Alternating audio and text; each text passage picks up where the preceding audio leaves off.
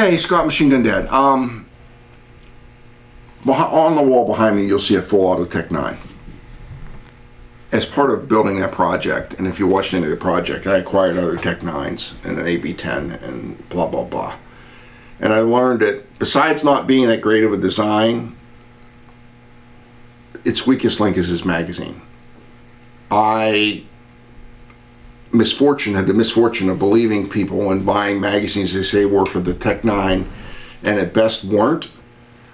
Flat out weren't Tec-9 magazines, or they are Tec-9 magazines that are so poorly made they just will not work.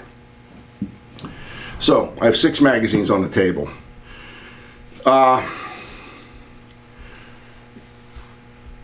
These two are similar. These two are similar to these, but they're not the same, and these two are completely different. Now what's not included on the table are some aftermarket magazines that are current manufacturer that I have bought that are, they came unmarked, so I can't really blast the manufacturer who I think made them, but they're just junk. They won't lock in my Tec-9, they won't lock in my M11, they won't lock in my AP9. I don't know what the hell he measured them for, but they're garbage. So let's start with the best magazine. That's this one. This is a factory magazine that came with my AB-10. Well, how do I know it's factory? My AB-10 is stainless. It came in a box, and it came with this stainless magazine, or a nickel magazine. So let's look at the characteristics so you know what to look for when you're looking at these in Gun Broker. First of all, they don't always come in stainless. Most of them are blued. It has a drain or a witness, I would call it a witness hole here and on this side, but only one, okay, per side. On the front, you have these 2 metal tabs. If you notice, this company did it so cheaply that they used the same tab that's cut out for the bottom magazine floor plate, but they still use it as a top spacer plate. But it's the same tab, and these are welded on. The mag catch tab is welded on. The floor plate is pretty well made. It's flat, it's a heavy gauge steel, and it locks into the tabs.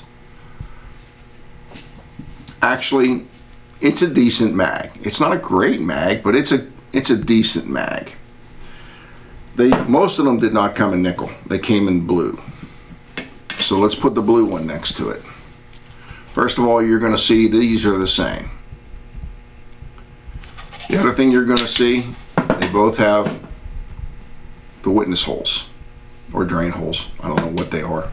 I would say witness. There's one on each side.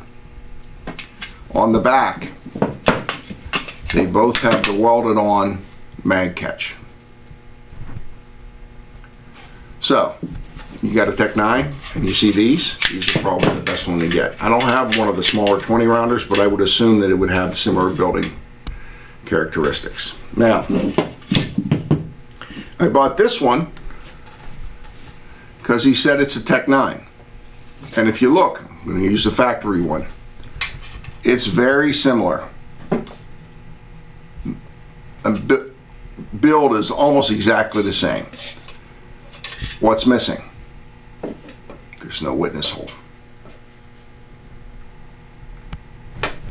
Even on the back, you can see it's got a welded on. Now this is where you can run into the problems, and I'm glad I actually have the nickel one. What's wrong with this magazine is if you look right here with my fingers, let me give them a little pointy thing here. Here versus here, there's a height difference. This is lower. These lips come up a little higher. So this magazine is extremely unreliable. Sometimes it feeds, sometimes it doesn't. The magazine moves up and down a little bit. Sometimes it feeds, sometimes it doesn't. But you could look at this and say, Tec-9 magazine, because it's got the 2 tags in it. This one I think could be made to work. I think you could tweak it enough that it will work. Still, they want big money for these. Here's another one that's like this, right? Got your tabs welded on the front. This one's a little rusty. Just like the Tec-9. But you'll start noticing things. What I think this is this is aftermarket, and this is the second generation of the same company's aftermarket. Got the tabs. The floor plates look almost identical. You flip it over. This one now has witness holes in the back, which this one doesn't, and the original doesn't. And they're no longer welding on the tab, they're just bending out a piece. So the magazine catches on this bent out piece. I cannot get this one to run at all. It'll chamber around sometimes. On the closed bolt one, I won't even try it in an open bolt one because I'm afraid I'll have an out of battery explosion. So, this front with the tab on the back, unless you're getting it for 10 bucks and you have a lot of time to tweak with it, it's not really a good investment. Which brings me to these two. These two look like the cheapest pieces of crap on the frickin' planet. They look like whoever made these, and I'm sure these are USA or Pro Mag or whatever. They didn't put any money into it. Well, first of all, they're using the wrong kind of, they're using a plastic slip-on fall base plate. They do not have the space tabs on the front. They have two giant witness holes on the front. And here's the amazing thing, and although they look the same, they're not even the same height. So, and there's no maker's marks on them. And as you flip them around, you can see this one's got nice and smooth on the back. This one has the welding, 9th grade welding on it with a doesn't even look like they brushed the metal after they bent it because it has stress marks in the metal. Here's the amazing thing. This one works. This one works well, even in a full auto gun, as long as you short load it to 22 to 23 rounds.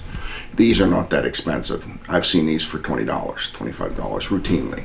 So, what am I trying to teach you? With the exception of these, all these are a gamble.